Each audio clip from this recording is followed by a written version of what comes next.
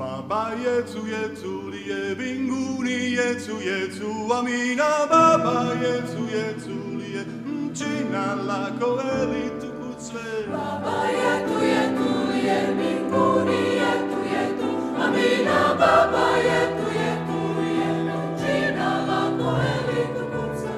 Utupe leo chakula chetu tunachohitaji, utusamehe makosa yetu, hey, kama nasi tunavyosamehe waliotukosea.